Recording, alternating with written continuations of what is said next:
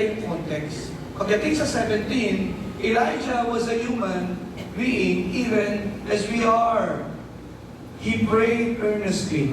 Pakisabi po, he prayed earnestly.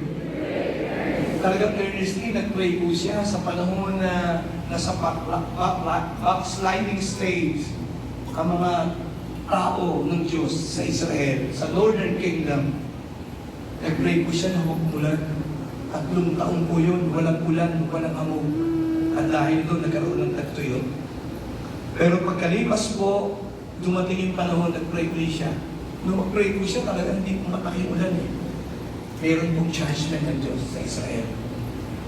Sabi ko ng verse 8, kaya po talaga yung context. Pagdating sa 17, Elijah was a human being even as we are. He prayed earnestly. Pakisabi po, he prayed earnestly.